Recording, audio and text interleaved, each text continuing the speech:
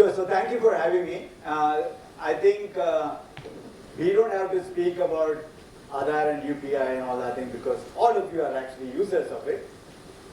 I'm just making sure it's okay, right? I wasn't sure whether it's a mic issue or I'm not very sure it's actually loud enough for you. Yeah, so I'm a little bit worried. It's clear. It's clear. It's clear for you? Absolutely. Okay, so I don't have to worry. If you are not able to hear, just move up a little bit, okay? So that I don't have to shout. Okay. Move down. Move down. Oh, move down. Oh, move to. This is like upload, download. Am I supposed to upload to you? You're supposed to upload to me? Yeah. The direction is obvious, not obvious. Okay, all right. Okay, so I don't know how to go back. It's okay, I think this is what it is. Okay. This is good. Okay, I figured it out. The reason why this is a hot topic is not because this is what we are, this is a new thing. India has been doing this for 15 years. Thailand, Brazil, Philippines, and few other countries, for example, African countries, few other African countries, are all implementing some form of fashion of what we call digital public infrastructure. And this is very specific term that got created over the vocabulary around DPI and DPG was strengthened or defined last year when we had the G20 leadership. So India took that opportunity to bring every country, and every country signed up for that final declaration, G20 declaration. We did a brilliant job of negotiating through, including China, who would not agree initially, but eventually India managed to bring it through. To understand why is it so key, quite like physical infrastructure, why is it key to build digital infrastructure for a society? And why is it key? We build highways, we build metro, we build all kinds of physical infrastructure like parks and libraries. That's how societies are built. But when it came to digital, post-internet, I think India, world was not building it anymore. Internet probably, or GPS after that, was the last digital public infrastructure. After that, it's all private infrastructure. Google Maps and all these are private, right? And they have done a great job in expanding the market, but there are questions about sovereignty, national critical infrastructure in the digital realm. What does it look like? And is that a public utility or not? And if it's not a public utility, is there a risk of monopoly or sovereignty that need to be addressed? So this is why the last year was very pivotal for this topic. And what I will do today is to actually walk you through what India went through. And India is going through. It's not done. Not at all done. We have a long way to go. But not only what India did is exciting for us because we are Indians, it's also because it opens up dramatically a set of new opportunities, like the way internet opened up opportunity for entrepreneurs. Initially, nobody knew what internet was. Some silly looking web pages, some blinks and stars. What is it used for? Then dynamic pages came and then the commerce started coming, and then we are in today real-time gaming and streaming and plus DLT technologies and AI. Continuously we are progressing and creating newer and newer opportunity. And that's what's happening to DPI as well. When you build an infrastructure, it creates a new set of economic impetus for private innovation to play out.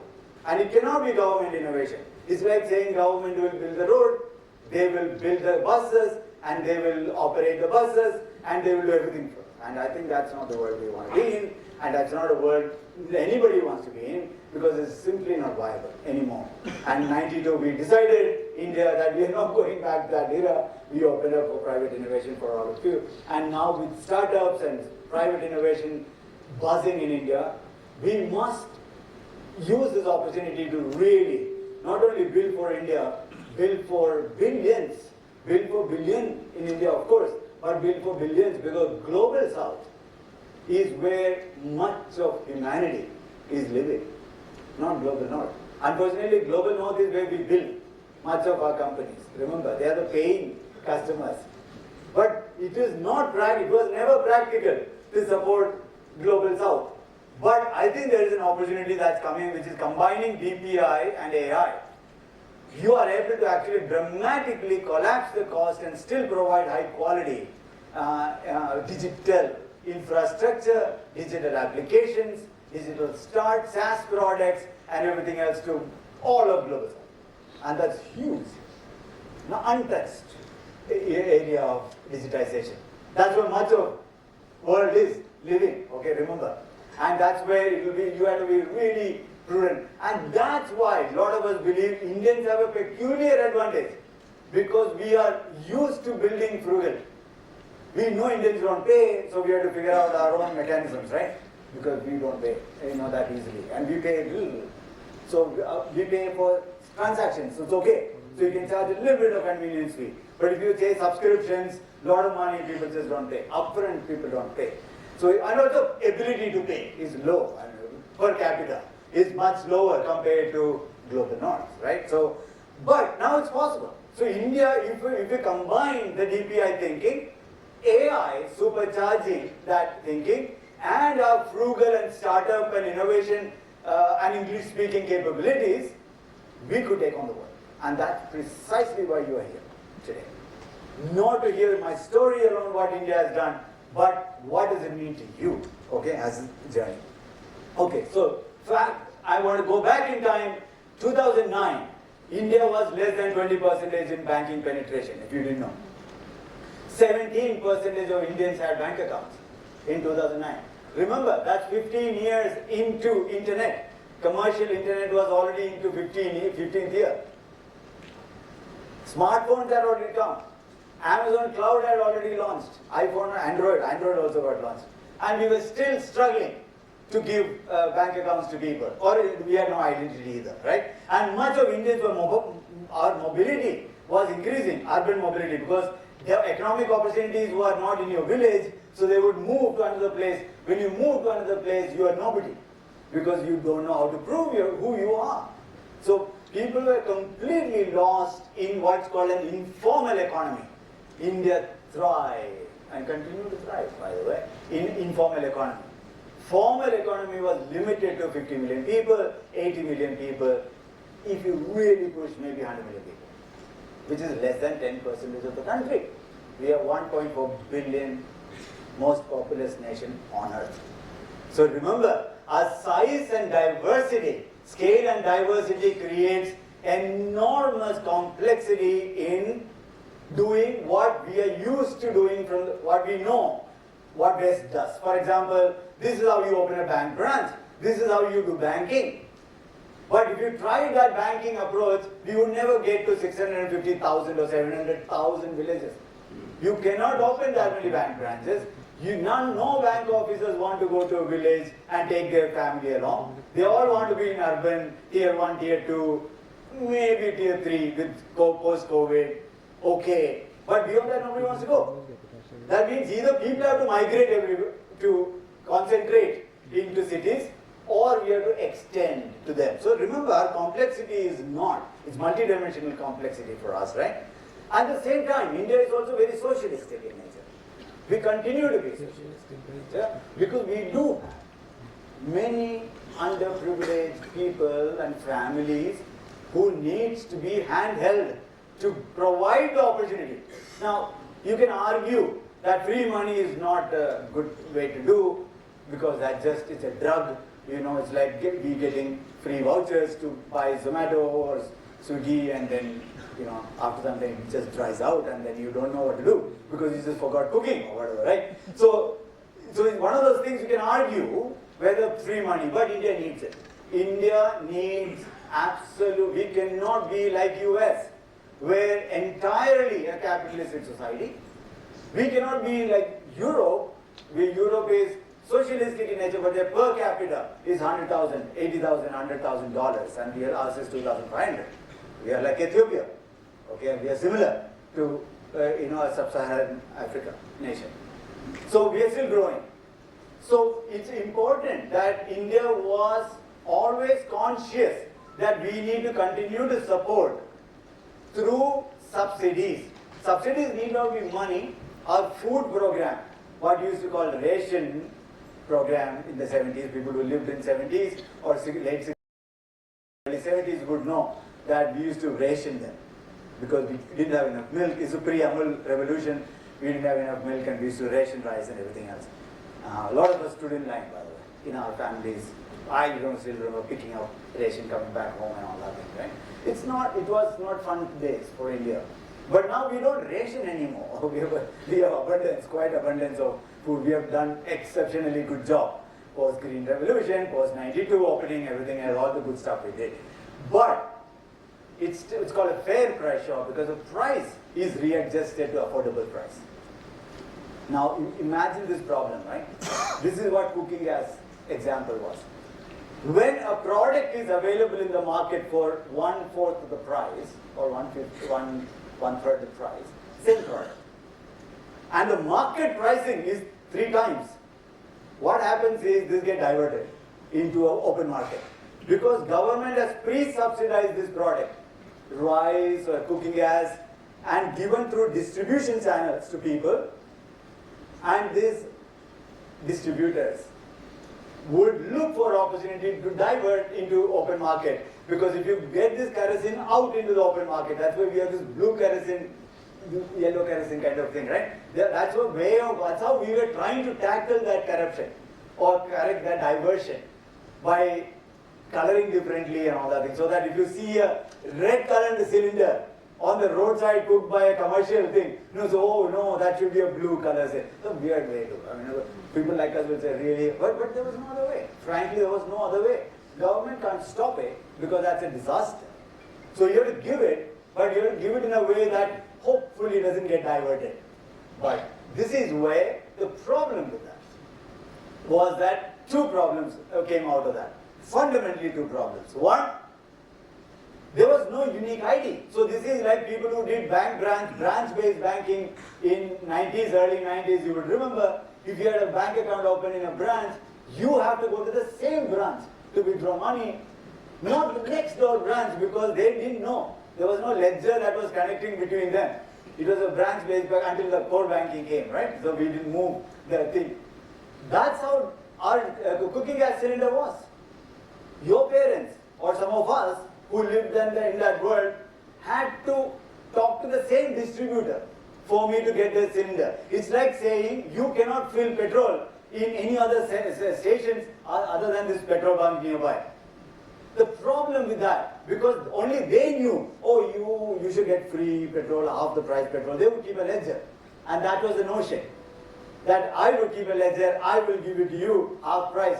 The problem with that was that the bargaining power rested with the distributor and not with the consumer. Because you couldn't go anywhere else. And if we can't go anywhere else, you have to come to me, right? And that puts me in a very powerful position to say, aaj nahi hai, give me some money, whatever it takes, right? Harass you, or the divert, all that drama. So one was lack of identity and common ledger, remember? Second was, there was no mechanism to actually give you, alternate way to give you the subsidy. There was no alternate way other than through the old supply chain near your place. Even NREGA, early NREGA people, a long time, NREGA I would think, they would actually muster roll, they would create the muster roll, do the work, which is job guarantee scheme. And the person who gave the contractor would collect the money from the government, actually dish it out to you, cash, if you are a laborer. Now this means I have the money, it's like old day salary. I got salary like that, by the way. In 93, I think, in Infosys, by the way. 2,500 rupees. That's what I started with. And I would get an envelope, right, by the end of the day. Very quickly we went, because by the time we had branch-based banking, so immediately we went to bank, local banks, and then core banking. And obviously private companies automated very quickly. But government you still do. Even till mid-2015-16, you would still do. Imagine that. We don't imagine that happening to us. And that is what changed in the 10 years. So this is what in 2020 report of Bureau of International Settlement from Basel in Europe, which is a central bank of central bank. So RBI's central bank is BIS. BIS looked at our 10-year journey in India and said, what the hell? What did India do? Something unusual is happening in India. Something exponential or non-linear is happening in India. Let's study. And they studied this 2020 December report. And that, it said, India would have taken 5 decades to give 80% of the people bank account. To give 80% of our population bank accounts, India would have taken 5 decades. That means if you start in 2010, 2060, 2060, okay, when many of you will be grandparents, we would be still opening bank accounts. Obviously, it makes no freaking sense. Okay, it's a disaster waiting to happen. But what happened? Why this study was key is that India, even with its extreme diversity, language diversity, economic diversity, religious diversity, geographic diversity, and scale, 1.3 billion people, we did this in 7.5 years. India managed to pull that in 7.5 years.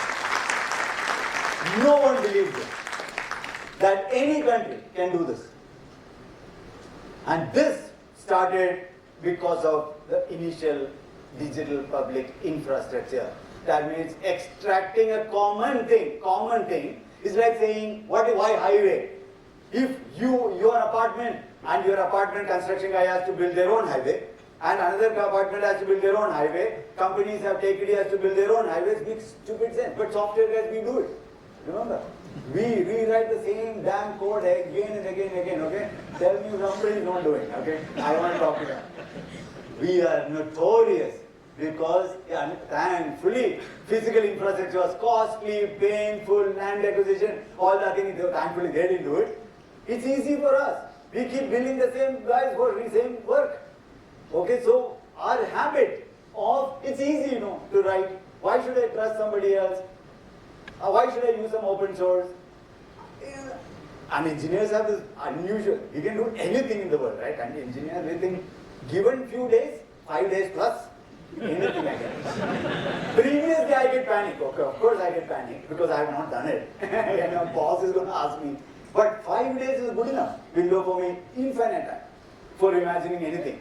So this creates the software problem that every government system and every financial system, every banking system, every system was trying to recreate an idea called identity. Because if without identity, nothing happens in a bank. You need identity, customer identity, everything. India extracted that. It's like Tetris game. You create common thing, extract it and say, can I create a shared digital highway? Can I create a shared infrastructure that everyone can use in a high trust, low cost fashion? Then one less thing to do and create enormous potential. That's what Aadhaar did. So Aadhaar was the first DPI, that building block that created. Remember, people who built Aadhaar knew that Aadhaar by itself did nothing to you. Aadhaar was not even citizenship. Aadhaar had no entitlement attached. World's first identity program that had no entitlements attached. Social protection is social protection, right? Driver's license, it's entitlement to drive. Passport, entitlement to do. Ration card or election card, it's for voting. We used to sort of misuse other cards because we had no independent identity. And this was first time the world realized, ID doesn't have to be combined with a program. It can be an independent asset that can be given back to the individual, and using my ID, I can now do driver's license faster, cheaper, bank account faster, cheaper, and so on. That's what Aadhaar did. Aadhaar had 4 attributes and 2 APIs, remember? That's it. So one of the simplicity is key, because when you build shared infrastructure, one of the things is about minimalism. Minimalism and reuse, remember. Because if you, as an entrepreneur, can't reuse that identity, what is the use of giving ID to people? And especially other people were, my father was disappointed by that.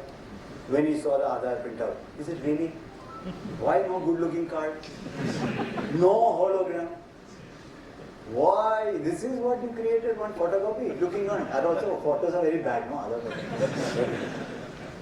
You're all handsome looking, beautiful looking, okay? So camera problem. People say, is it me or the camera? It's always the camera. Okay? Blame it on the camera all the time. Okay? You are all handsome looking, good, beautiful looking. But reason, right? Aadhaar did not believe in issuing a proxy identity. We believe you are the identity. And the printout is just a proxy. It's one way to show. I could have shown it on smartphone also. I could have done it in an OTP, or I could have done a fingerprint or a face auth. I could have any other way. How do I use it and authenticate myself can be in multiple ways.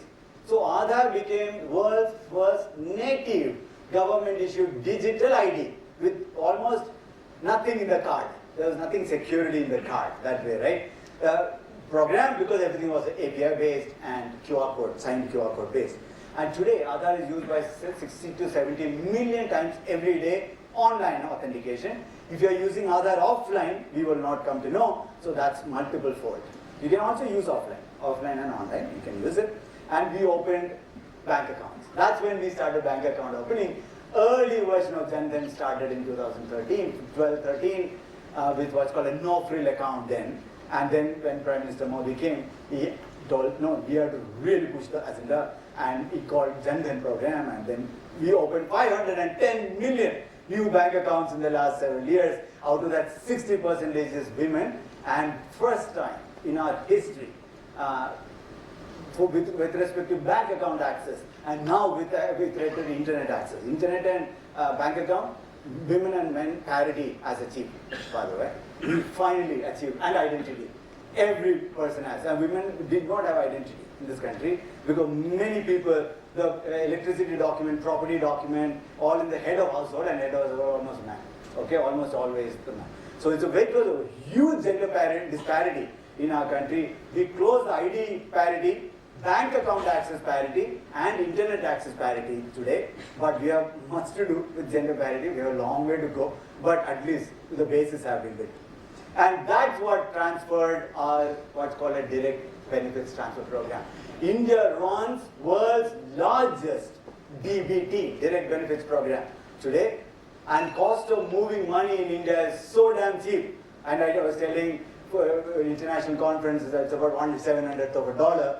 It is, they just like jaws drop. They say, how did you manage? Because we create shared infrastructure.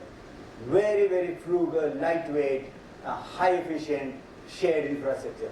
Because unless you create that, you can't actually move forward, right? This one today, 1,300 programs.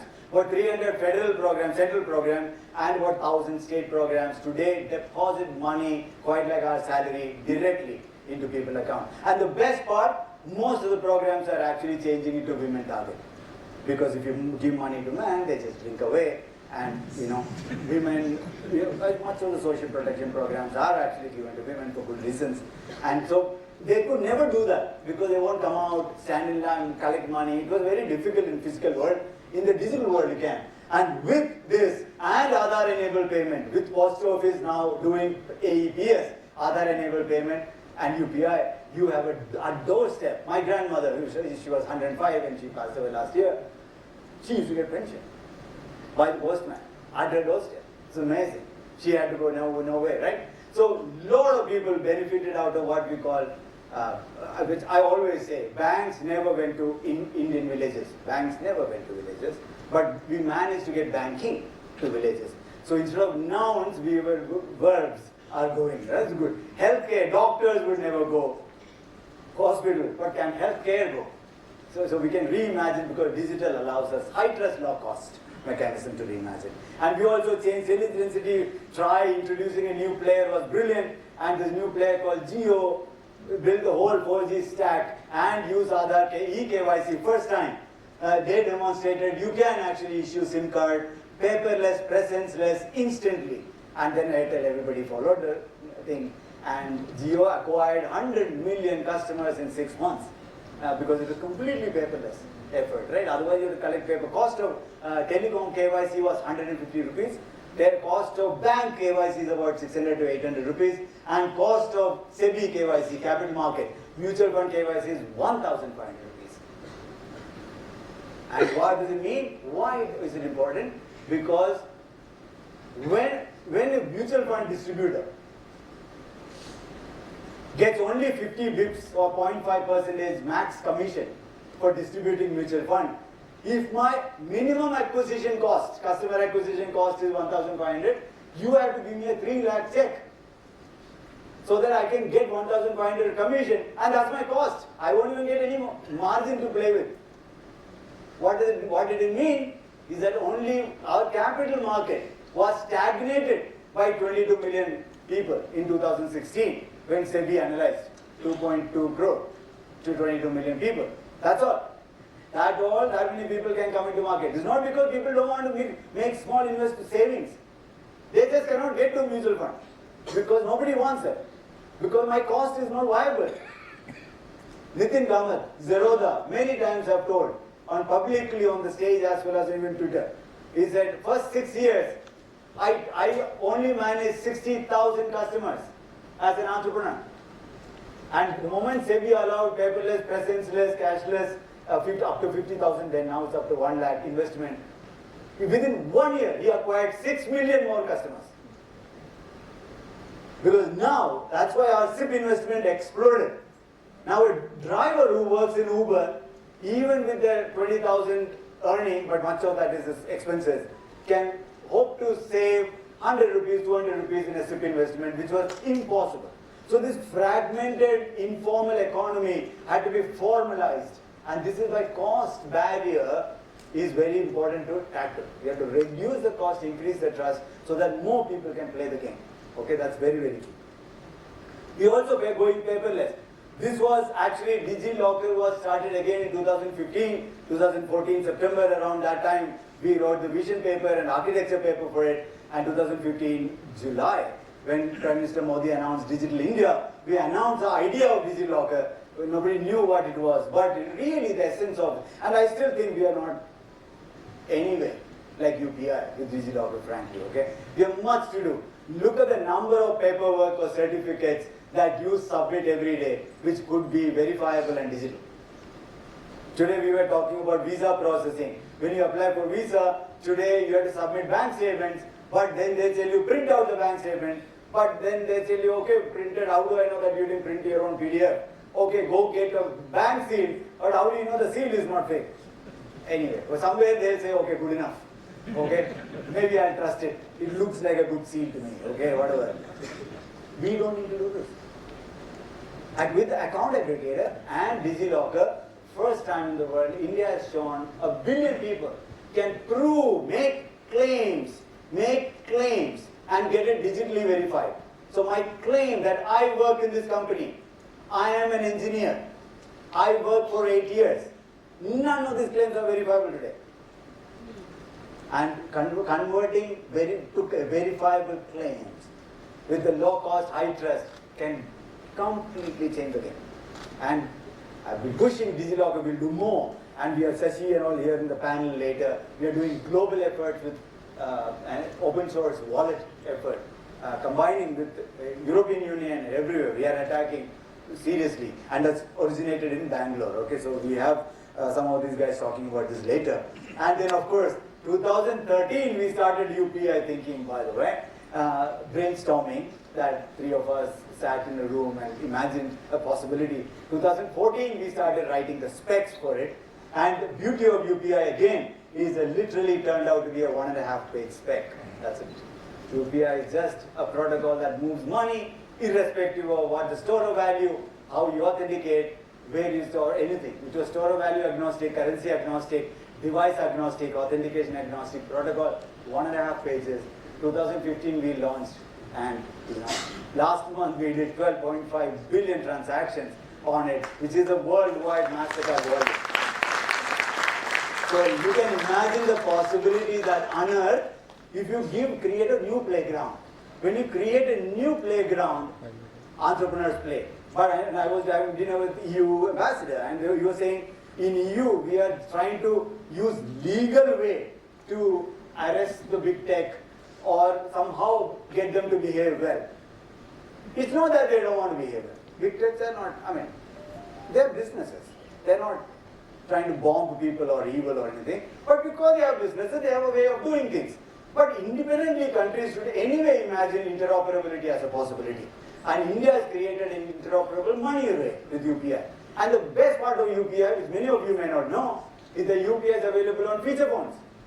UPI is available now in Sri Lanka, Singapore, and soon Bhutan is live, Nepal, Dubai, Paris, and if you go to Eiffel Tower, you can scan and pay using your UPI all real time. So it's currency across border as well. It's also available for people who have no phones. By the way, UPI is used by about 300 million times. By every month, 300 million times. By people who have no smartphones or no phones. Same UPI. So UPI was created to be a device agnostic, model agnostic money movement protocol. And that is why we were able to build an assisted model, what called Aadhaar assisted model. You can go to a point of sale, a business correspondent nearby, a postman. When postman comes, he brings that device, and when you put the fingerprint to transfer money, it uses the same UPI protocol to move the money, by the way. So it's amazing what you can do. One common, small, interoperable thing, but with private innovation. Because India would have not pulled this off without private innovation. This is a complete private innovation thing. Not only consumer side, bank side, merchant side, all kinds of innovations are being played out, right? So this is important. And we also in digitizing businesses. GSTN was a shocker, right? Good shocker. India needed to rewrite our tax laws, indirect tax. We reimagined our indirect tax as a unified tax called GST. Of course, first year it was because like a tax collection is always a danda, tough, and transition was not easy after several years of state-driven VAT and all those systems. But we managed to pull it off. We have doubled and tripled our GST collections. But best part, what I am excited is not tax collection. It's a good thing. Tax collection continues even after death. Death and tax you can't avoid that. You have to pay taxes. So tax you can do, and even if you do tax, that's not the interesting part. And the brilliant thing India pulled off, it's like a coup. I don't think we realized, is that India decided when we do GST, we will only work with e-invoices and e-way bills.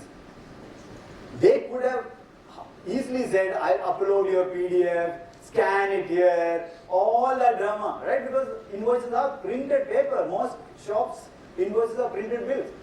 They could have said, no, make it easy, upload only, we'll figure it out somehow. Somehow India pulled saying, no, digitally signed JSON files for techies. Okay, that's like gold. Why is it gold? Because suddenly you have a digitally signed machine-readable proof that I, as an SME, is doing 20,000, 30,000 rupee worth of monthly transaction. My ability to prove what I do, not who I am, what I do, suddenly exploded. And with eBay bill and FASTag is running on UPI protocol. By the way, when your car gets charged, it uses UPI. Unknown facts. This is because it moves money from your stored value wallet of the car to the counterparty, which is the acquiring banks and the merchant at the toll booth instantly on UPI. So it's amazing what you can do. Once you build, you can reuse. And of course, Netflix founder wrote an email literally saying, Pramod, I can't tell you how thankful I am. Yeah? Collection was a big deal for Netflix, right? In Netflix subscription, everybody went to UPI. Right? Netflix subscription completely on UPI. He said, what the hell happened in India? Everybody on auto pay. Like UPI auto pay, everybody is doing automatically. I can pause, revoke. I have full control, but so I'm comfortable. So this is amazing, what's called a domino effects that's happening. But this one is triggering something even bigger, along with what's called an account aggregator. Account aggregator network is our version of what we call open banking or open finance network, what Europe calls it open finance. But we pulled it off fully live. This allows anyone, you also including individuals or SMEs, to get a consented API to get all your financial data. Consented, of course, you have to be in the middle to consent access to that data. What does it mean? 1.1 billion accounts are now unifiable through one API. One API. Bank statements, deposit statements, mutual fund statements, insurance, everything. So it's not a unified portal, you go download a PDF. Why is it not interesting to entrepreneurs? Because after that, how do I know it's genuine? So I have to do all the hard work like Zerodha was saying, right? If I can get an API that gives me a digitally signed, machine-readable data, that means it's non-tamperable, non-repudiable data, with your consent, of course, because you want to apply for some loan or mutual fund subscription or IPO or something like that. So you are actually getting a service. But first time in the world, we have an open API, that's right. Millions of consents going on every day. Look at the ecosystem. Private ecosystem. Look at the private ecosystem playing out with this. Hundreds of companies are investing to build, and yesterday we saw, day before yesterday, we saw when we did this review, and we saw some demos, very, very cool demos of how instant insurance or anything else can all be bought, because I can underwrite, and the biggest value is lending. Right? Your ability today, banks don't lend to small businesses because it's extremely hard to verify anything about that small trader on the roadside. And when I can't verify anything, and the cost of verification is enormous, and when you are asking for only a small value, I want 1 lakh, 2 lakh loan, I only want it for 20 days or 30 days, imagine how much interest you can charge for bank. That interest is not good enough because cost overpowers the earning. So I would rather say, no, I won't give it to you. If you ask for 10,000 crore, I'll give it to you, but otherwise I won't. Right? Because it's easy to give a large chunk of money for long tenure. So high value, long tenure lending is what India has. We have to flip it to low value, short tenure. Because that's what cash flow is all about for most merchants. First time in India, we are able to now do 5 to 10 minutes underwriting, algorithmically by fintech companies, fully digital, fully non-repudiable, with complete compliance to RBI, KYC and other non-lending norms, right? With combining KYC, UPI to collect back, UPI mandates, EMI mandates equivalent to mandate to collect back, account aggregator and DigiLocker for data and credentials, and e-sign for digitally signing lending forms. And e-sign, Shashi is co-author with me when we did the e-sign architecture in 2014.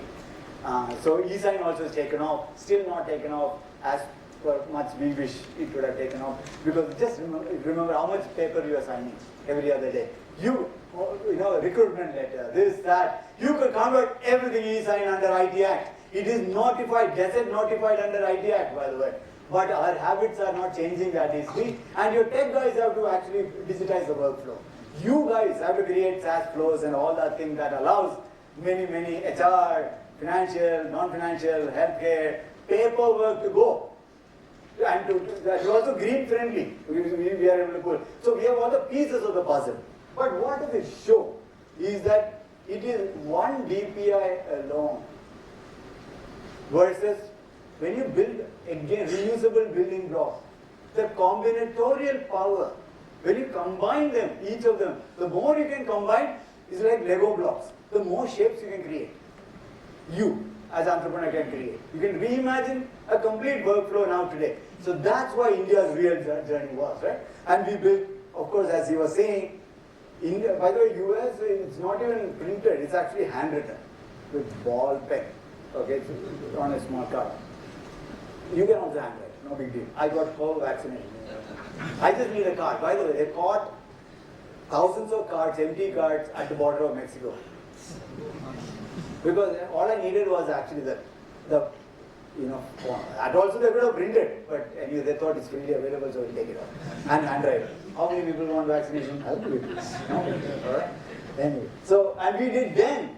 That uses Sunbird. By the way, some of these components we did, because we did open source. We were 6 months ahead, we knew vaccination is coming, and India, if you have to vaccinate 1.3 billion people twice over, we are going to be doomed. Because we will be injecting the same guy 10 times, not knowing who are the people, okay? Because at scale, it's impossible.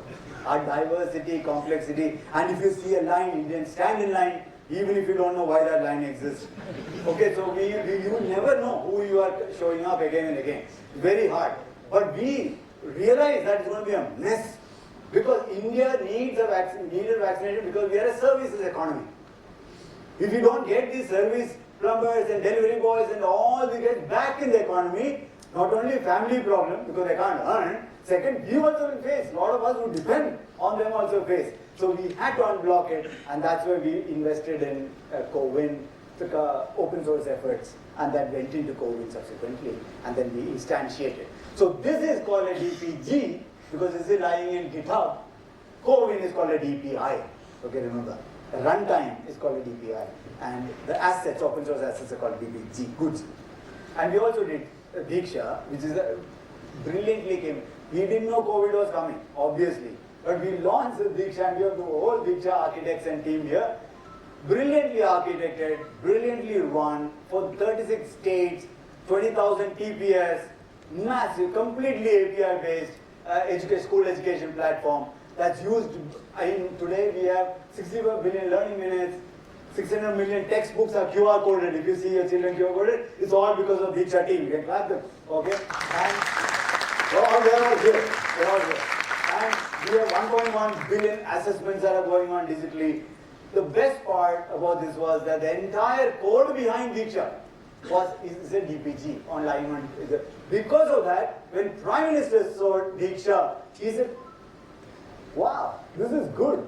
Why can't I use the same thing for training my 20 lakh bureaucrats and Asha workers and Karmacharis and police roadside? Finally, if you don't increase their knowledge base and capacity, you can't keep complaining, usko kuch nahi aata. Obviously, you already know. Poor guy standing in the middle of the road all day.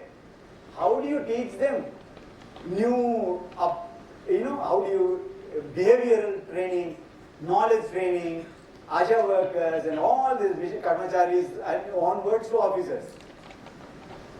They were able to reuse the entire Sunbird stack and recreate what's called IGOT platform. IGOT platform was subsequently formed because Prime Minister literally asked, I want everybody to be also have a, if you can invest this for kids, we can invest for you guys also, grown-ups also. You also should learn and you should continue because learning is lifelong and you have to do it. So Mission Karmachari is actually very powerful. You can go, there's all kinds of training. I think some of them are public, some of them are for mostly officers, okay? And that is where we started imagining what next. In 2017, we were in that office sitting there, we were imagining what's the next big play. And that's when we realized, if you look at the core three things we are doing, we had identity, we had who you are, and then data and the credentials, which is account aggregator, DigiLocker, which is what you are, right? And then what do you do with it? What do you do with it is all transactions and interactions that you buy, sell, apply for an admission, get a job, all that thing is transaction. And that's where we started opening up. And the problem again we were seeing is that our transaction economy is exceptionally poorly fragmented. Okay, very badly fragmented, very poor, low efficiency, high information asymmetry, and high cost. This is why you pick up security guards from roadside, truckers and all that, like human middlemen try to get all these jobs done. Nobody even knows. If you work in an urban company for 5 years and have a 4.9 rating, and if you quit and go somewhere else to MyGate or some other company, you have to prove all over again. There is no portability of your credentials, your experience, nothing. So we are in very bad shape. So that, and problem with that is our imagination, again we learned from the West, is that aggregators will solve. So Swiggy, Zomato will solve the restaurant's problem. Airbnb solves our homestay problem. But what we are realizing is that Uber does Delhi Metro alone, for example, does more transactions every day than Uber in the whole country. So while these are good mechanisms to aggregate, for our scale and diversity, they are still leaving a large. We have 22 million capital market accounts, 22 million credit cards.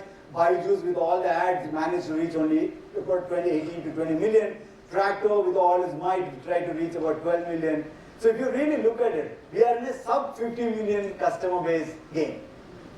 And if you really make it slightly better, maybe 80 million. That's it. Everybody else has entertainment and internet connection, but no access to transactions. Right? That's what's happening. So that is what we are changing from what we call reimagining this from a siloed, centralized, two-sided platforms. We are moving towards a network model. Exactly what internet taught us. Internet taught us that internet is powered by protocol, HTTP and HTML standards, right? HTTP, HTML standards, decentralized. But the economy on the internet was not decentralized, it was highly decentralized subsequently. So we are going to actually unbundle transaction economy so that we can actually have a large 500 million people, 800 million people looking for jobs all digitally, right? So we can make that happen. And we started with multimodal mobility. Pune, I think we're going to get it soon. I'm not sure it's been live. Maybe it will come. And we have the first open mobility. This is world's first permissionless peer-to-peer mobility. Driver has an app, I have an app, both are connected, we can discover nearby. No intermediary. And this, we are also doing in Europe, Paris and Amsterdam and so on. So this effort is going global, faster. Okay? And in the Bangalore version did 30 million plus trips. And in the last 1 year, 30 million trips on peer-to-peer mobility, auto rickshaw driving, with 55 million drivers directly earning with no commissions in the middle. Oh, it's amazing how much it has actually scaled. 245,000 drivers have signed up and so on, right? So ONDC was the imagination subsequently, saying that, oh, this idea of a decentralized peer-to-peer transaction economy powered by protocol, a protocol called Beckn Protocol, that's open source. Beckn Protocol seemed to be taking shape. But it's like you can't build a highway with no rules. You need some sort of governance. What happens if something goes wrong? We need all that answering. That's where ONDC.org, a not-for-profit Section 8 company was set up to say, I will provide a facilitation of this game, awareness, dispute resolution, contract binding guarantees, all that thing. I'll bring it. Tech is peer-to-peer. So the data does not go through ONDC. By the way, no transaction on ONDC goes through ONDC. It's peer-to-peer. But ONDC gives you that sort of governing model on top of that. Otherwise, trust is a big problem, right? You don't know who will you complain to and so on in a peer-to-peer. Yeah, and this is really picking off very well. But this is what is interesting. 1,000 plus companies are building on ONDC today because we created a new playground like UPI, like account aggregator. ONDC is a new playground to which you are playing. So this DPI is creating playgrounds and DPG is creating reusable assets to accelerate. Remember, we are also doing it in energy. If you thought some of these efforts are only for actual goods and services, we are trading 3,000 transactions a day in Bangalore, trading energy on and over peer-to-peer protocol. There are companies like Turno, all startups. Company Turno, Sheru, Kazam, all these guys are providing energy services, battery aggregation services, energy bidding services, all on an open protocol. All startups, all guys like you, or girls like you thinking about all kinds of new possibilities, right? So, and we are also doing at EkStep, we are doing for blue collar and grey collar livelihood training and jobs. So this also we are doing, just started. So you will see a massive unification, not centralization, unification of ability to discover internships, jobs and all that thing 2-3 years later. You will see this, when this honest network fully kicks in, we don't have to Google search, you don't even know. A trustworthy internship offer will be available like on any app, on a map. Google Map you can open and say, jobs near me. That will be a very powerful way to reimagine. So you become the blue dot and everybody gives you services on your blue dot, right? It's a very good imagination of that, right? And then we are of course doing AI on top of it. Why is the key? Because after all these things, we believe India's language barrier is huge. First of all, keyboard was geekish. Nobody wanted to use laptops and desktops and keyboards. Very few people in the world. Smartphone and touch created an impetus for much large set of people to come in. But we still believe voice is going to be the future of digital interaction. Okay, because that's natural. And with LLM now we are able to say grammatically incorrect, multilingual code mixing sentences, like the way we normally say random sentences which are grammatically all wrong. Yesterday when I was in the airport, they said, DigiLocker is not needed. I said, what does it mean? Or Digi Yatra is not needed. That boarding lady, I said, what do you mean Digi Yatra is not needed? What does that sentence mean? She said, ID is not needed. I said, okay, why you are confused? Should I show you ID or should I? He said, no, if you have Digi Yatra, ID is not needed. That is what she was trying to tell me. Okay. Now, people behind me are pushing me, go, right, get to the plane. And I said, okay, well, sorry, my problem. Okay. But computers have started understanding these things very well. Imagine the power of that. But the problem with that is that language models and language data sets are not available publicly. So large companies have language work, like Google does a brilliant job of language and so on. But it's not enough. So we are democratizing language models and data sets. So many of you can actually embed Indic voice interfaces to your apps when you build it in. And this is on GitHub, okay? This is with IIT Madras, AI for Bharat effort, and EkStep Foundation with METI. Bhashini is a METI mission. Okay, I'll stop. I think I'll really end it. So India model combines three things, very differently. EU, I'll tell you the difference between India, China, and US and EU.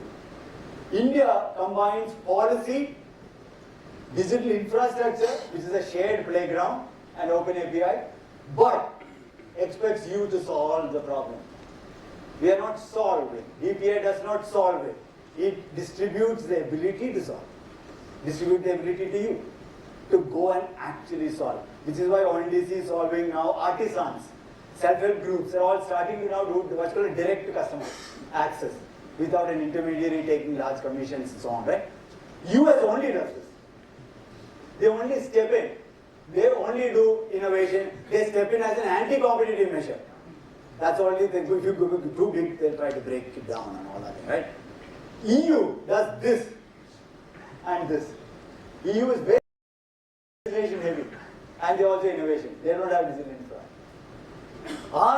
That trifecta has been playing out exceptionally well for us because our scale and diversity is peculiarly needed, and that is why it is akin to building roads, building railroads and so on. But our story of DPI for India was all about private innovation, which people miss. It's not about government doing. You know how much cost government has spent so far, how much money government has spent so far?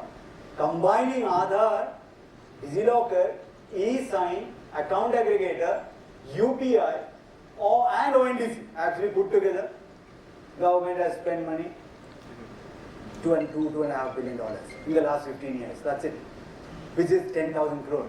This is nothing for India. It's like what Nandan calls a round of error. Okay? Yeah, it's really small. But look at the value it has unlocked. It's like internet. Internet itself didn't cost, but it unlocks an enormous economic potential. That's what happens on top of it. This is why our startup ecosystem very much thriving, continue to thrive from 1,000 to lakhs now in startups. And much of that is inspired. Our entire effort is inspired by what we all have seen in the past already. We just forgot to repeat it. So India has taken on this bull by the horn and said, we will build higher order digital infrastructure beyond the internet and continue to create shared playground for more and more innovation. And that is what the real effort was. And so if you're an entrepreneur, build more products, fund and build more products. Opportunity is barely starting. We have much to do. Somebody asks, what is there to play in payment? Then probably you're not an entrepreneur. They're not thinking that much. There's so much more to do. Yesterday I was in Mumbai. Much of the B2B workflows and payment workflows are broken. Joint accounts broken. Current accounts broken. So you have much to do to play this game, right? Or even healthcare. Healthcare, agriculture is opening up. If you are a global leader, look for strategic opportunity because global south will be digitized by India has a huge opportunity to actually help the global south create their own variants of this. And we can be a huge player in that. So make sure you invest. There are some companies that is investing in it. And if you're architects, participate in DPGs, internalize this architecture because much of this can be also applied to your own private architecture as well. Okay? Don't remember, a lot of these are good principles. And you definitely join the community with them. Okay? Thank you.